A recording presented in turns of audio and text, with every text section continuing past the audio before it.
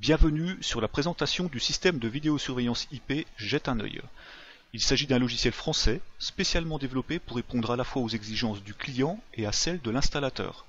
Le client a besoin d'un système simple, ergonomique, auquel il aura accès en toutes circonstances par logiciel, navigateur ou simplement depuis ses appareils nomades. De son côté, l'installateur est plus attaché à proposer un produit qui soit facile à installer, facile à utiliser, donc à former, simple à maintenir et à faire évoluer, et si possible qui déclenche le coup de cœur de son client. Jette un œil, c'est tout ça à la fois. Une caméra, 500 caméras, sur un site ou en multisite, sous Windows ou sous Linux. La solution se trouve parmi les 5 modules suivants. Jette un œil serveur.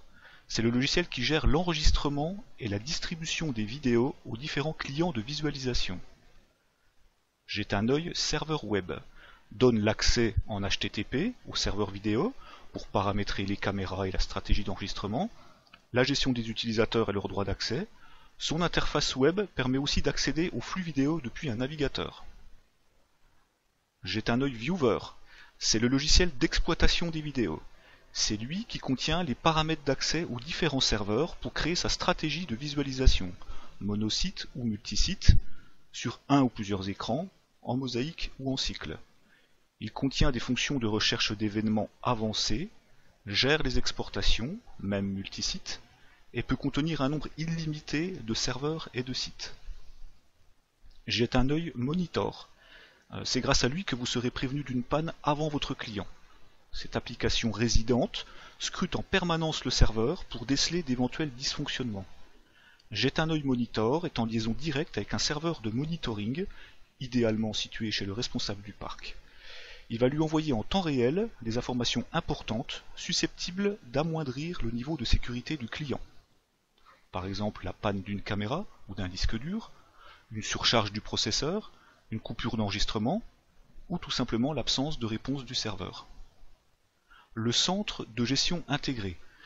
Il s'agit d'une interface web qui recense sous forme de listes ou de cartes géographiques l'ensemble des sites d'un installateur.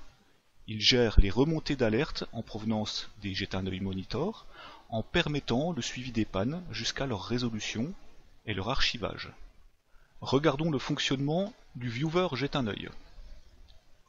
Le viewer Jette un œil référence un certain nombre de périphériques, donc de serveurs d'enregistrement vidéo, la boulangerie, en industrie, les bureaux, le particulier, la pharmacie, le tabac, avec pour chacun d'entre eux son adresse IP, son port, un login et un mot de passe. Je peux référencer dans cette liste autant de serveurs que désiré. Je les retrouve ensuite, ces serveurs, sous la forme de lignes, ici, en industrie, le particulier, contenant chacun les miniatures de chaque caméra, pour un appel individuel aux caméras. Lorsque je clique sur le bouton Vue, je reviens systématiquement sur cet écran d'appel qui contient également en haut d'écran la liste des compositions d'images, donc les mosaïques, qui peuvent contenir elles-mêmes des images vidéo en provenance d'un site ou de plusieurs sites différents. Lorsqu'on est sur une mosaïque, un double clic sur une image la permute en plein écran. Un nouveau double clic rappelle la mosaïque. Double clic, double clic, double clic. La molette de la souris permet de zoomer dans l'image et des cliquer glisser, donc de se déplacer numériquement sur cette image. Double clic. Je peux également zoomer à l'intérieur d'une mosaïque. Si certaines mosaïques contiennent des caméras qui gèrent le son, il suffira simplement de choisir la caméra qu'on veut écouter, celle-ci par exemple, et d'activer le petit haut-parleur pour écouter. Pas de son, pas de son, pas de son. J'ai pour l'exemple positionné une petite radio à proximité d'un micro branché sur une caméra.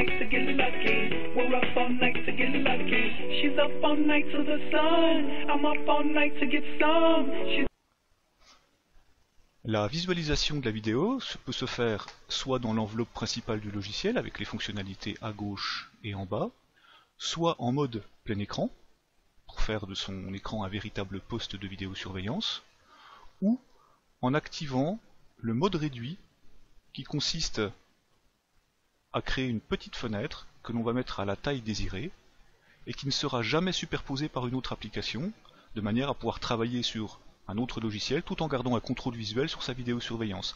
Cette petite fenêtre répond aux mêmes fonctionnalités que l'écran précédent, c'est-à-dire qu'un double clic va passer l'image en plein écran, en pleine fenêtre, un double clic rappelle la vidéo, je peux également zoomer, me déplacer, exactement comme tout à l'heure, jusqu'à ce que je clique sur le bouton qui rappelle l'enveloppe principale du logiciel.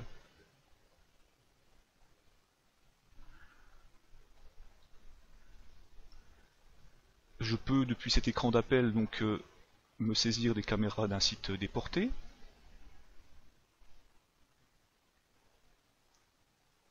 Ou appeler plusieurs sites en même temps. Le tabac, la pharmacie, les bureaux, l'industrie, et me créer ainsi à la volée une mosaïque de 20 caméras correspondant à 4 sites différents.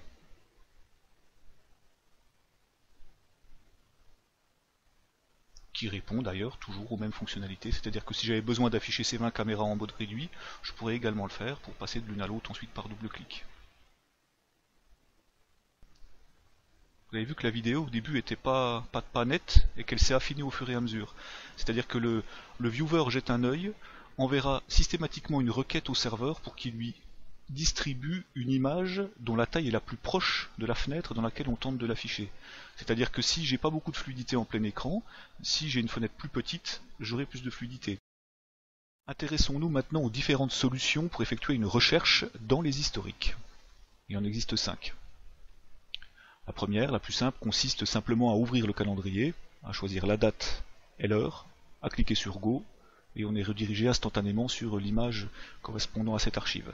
Si je rappelle ma mosaïque, je vois que l'ensemble des flux vidéo composant la mosaïque se replace à la même heure pour me permettre de faire une relecture simultanée.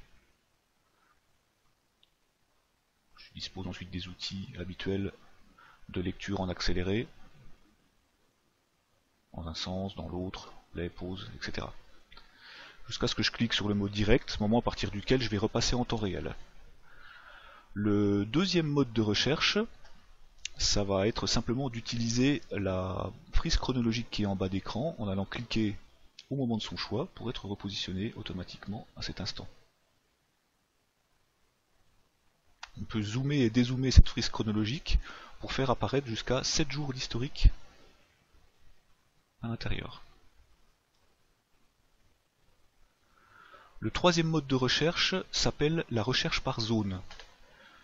Donc je vais activer la recherche par zone, déterminer parmi ces 1024 blocs la zone qui m'intéresse en formant un quadrilatère, et instantanément, le système va me positionner des barres oranges à chaque fois qu'il a détecté un mouvement dans la zone en question, pour me permettre d'aller cliquer dessus et m'apercevoir donc de la cause de ce mouvement. Les boutons événements suivants et événements précédents me permettent de me promener à l'intérieur de ces différents événements.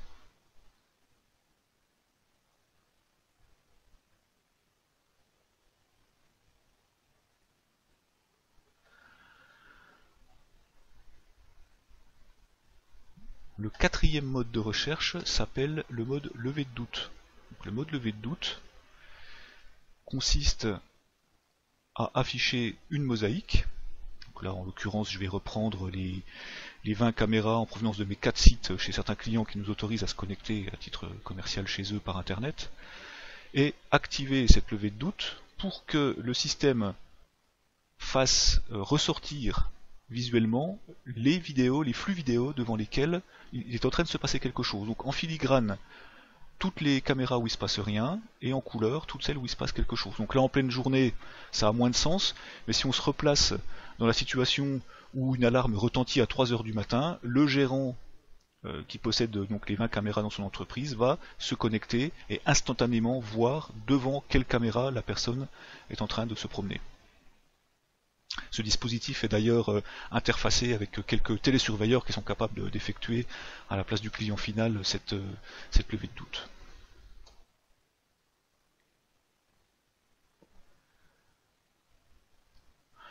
Le cinquième mode de recherche s'appelle la recherche dichotomique. Donc la recherche dichotomique permet de retrouver rapidement l'instant où un événement a eu lieu, un événement visuel à caractère durable. Par exemple, j'aimerais savoir quand est-ce que cette voiture bleue est arrivée, plutôt que de l'encadrer, de faire une recherche par zone, recherche qui risquerait de m'indiquer pas mal de moments où des voitures sont passées devant ou des passants. Moi je vais simplement me poser cette question: la voiture bleue est-elle arrivée avant ou après le moment où je me trouve? Et je vais y répondre en cliquant sur les boutons avant ou après. Donc là, vu qu'elle est là, c'est qu'elle est arrivée avant. Avant, avant, après, après, avant, après, après, avant, avant, avant, après. Normalement, en 12 ou 15 clics, on tombe sur l'événement. Après, avant, avant, après, et la voilà. Play. Donc ça c'est très efficace pour essayer de retrouver à quel moment un véhicule s'est garé ou est parti, à quel moment la lumière s'est allumée dans un établissement, à quel moment cette palette a été posée ou a disparu, à quel moment ce produit dans un rayonnage a disparu. Bon, ça nécessite que la caméra soit capable de voir de manière suffisamment précise que le produit était là à un instant et qu'il ne l'était pas à un autre moment. Donc ça oblige parfois à reconsidérer la manière de positionner une caméra, et notamment de manière à ne pas regarder des produits de manière transversale, mais plutôt de face. Pour effectuer une exportation, c'est très simple. On peut utiliser les deux pictogrammes qui sont là en dessous. Donc le premier picto permet de prendre une photo de l'endroit où on se trouve. Si je fais l'exportation à partir d'une mosaïque, le système enregistrera la photo de toutes les vues présentes dans la mosaïque. Si je suis sur une image seule cette image sera enregistrée. Pour faire l'exportation d'une séquence vidéo, c'est en utilisant le petit picto d'à côté. Alors je vais essayer de retrouver une séquence intéressante. J'ai appris que ce matin, un véhicule militaire était passé sur le parking. Je vais tenter de le rechercher, tout d'abord en faisant rapidement une recherche par zone. Je crois qu'il est passé par là, hop, aux alentours de 10 heures. C'est pas ça, événement suivant, événement suivant, événement suivant. Le voilà. Donc c'est ce véhicule blindé qui m'intéresse. Donc, je vais zoomer un petit peu sur mon événement ici. Je vais cliquer sur le picto de la caméra. Il me propose par défaut une séquence à enregistrer. Je vais pouvoir redéfinir les bornes de début et les bornes de fin manuellement en cliquant sur le petit trait qui symbolise le début et la fin, ou directement en allant sélectionner les bonnes heures, minutes, secondes dans cette zone-là. Une fois que je suis d'accord avec la séquence à enregistrer, je clique sur ce bouton, je vais nommer la séquence vidéo, véhicule de l'avant blindé, ok, et à ce moment-là, j'ai fait mon exportation, c'est-à-dire que l'exportation a été fabriquée sur le serveur vidéo sur lequel je suis connecté. Donc l'opération que je suis en train de faire ici sur un serveur local peut de la même manière s'effectuer sur un serveur distant. C'est-à-dire que lorsque j'irai sur le bouton serveur qui se trouve ici sur la gauche, je retrouve la liste de tous les serveurs paramétrés dans mon viewer, je sélectionne le serveur en question, je retrouve la séquence qui a été sauvegardée, véhicule de l'avant blindé, de 14.4 à 10h08, 143 mégas. Pour l'instant, il est encore sur le serveur d'enregistrement vidéo. Si je veux le ramener sur le poste que je suis en train d'utiliser pour faire la visualisation, je vais juste sélectionner le bouton télécharger, et je vois qu'il le ramène tranquillement sur mon ordinateur. Donc pour faire des importations de vidéos exportées comme ça sur des serveurs distants, c'est très intéressant dans la mesure où le système va gérer les coupures ADSL, les reprises en cas de problème. Donc ça y est, je l'ai ramené, rapidement évidemment parce que je suis en local, ça aurait été un petit peu plus long à distance. Une fois qu'il est sur mon ordi, j'ai deux possibilités, soit j'ouvre le dossier contenant et je retrouve toutes mes exportations ici, donc je vais pouvoir le sélectionner et le glisser sur une clé USB pour le fournir aux forces de l'ordre, ou alors directement effectuer une relecture de ma séquence depuis le viewer.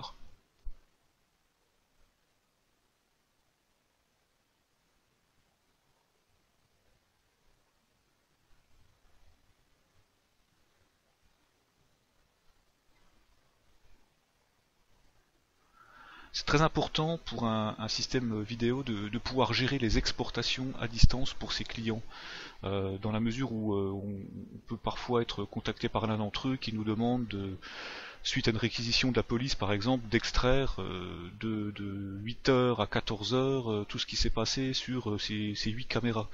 Et ça peut vite devenir très long et fastidieux.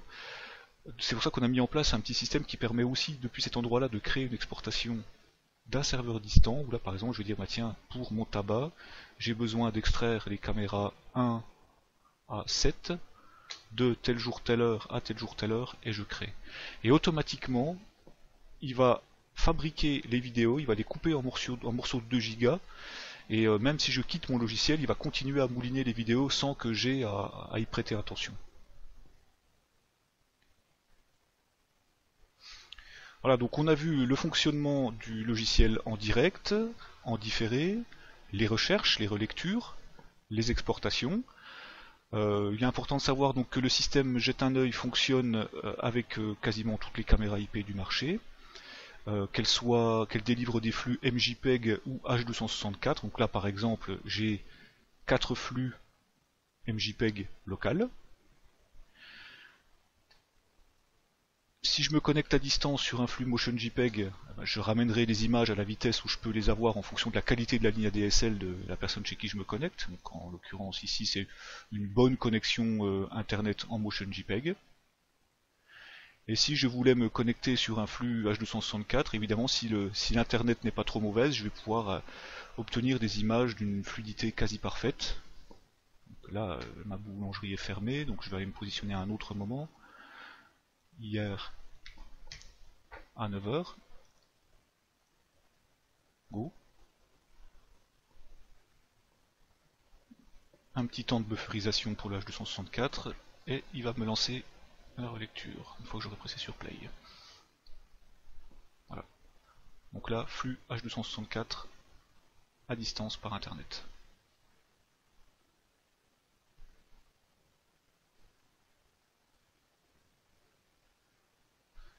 Dernière chose, on n'est pas limité en nombre de caméras à visualiser en direct, en différé. On est juste limité par la puissance du processeur.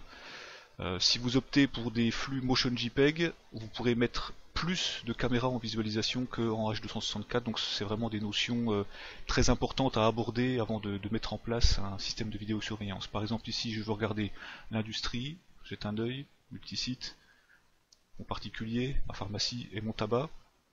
Je vais tout regarder en même temps. Et mon ordinateur de visualisation qui n'est qu'un i3 avec 4 Go de RAM est tout à fait capable de me permettre de visualiser tous ces flux en même temps. Et d'ailleurs si vous remarquez, là je suis en train de faire de la relecture simultanée de 25 caméras à distance le lundi 13 avril, donc hier, donc je fais de la relecture simultanée multisite. Ça peut présenter un intérêt, surtout dans le cadre d'une enseigne multisite, où par exemple on a déjà eu de la demande pour un magasin de meubles qui a 25 enseignes dans tout l'est de la France et qui veut à tout moment pouvoir se connecter sur les 25 caméras de ces 25 parkings pour pouvoir juger du niveau d'affluence à un instant T. Donc la relecture simultanée multisite peut dans ce cas-là présenter un intérêt. Je vous remercie d'avoir suivi cette présentation. Elle n'a pas pour prétention d'être exhaustive, mais nous espérons qu'elle aura su faire ressortir la philosophie du produit, c'est-à-dire la performance et l'ergonomie d'utilisation. Historiquement, et depuis 10 ans, Jette un œil est également installateur de vidéosurveillance sur IP, et c'est cela qui nous a permis d'éditer un produit jeune et dynamique en adéquation avec les besoins du client, mais aussi de l'installateur. Retrouvez plus d'informations ainsi que nos coordonnées en cliquant sur jetteunœil.com. Au plaisir!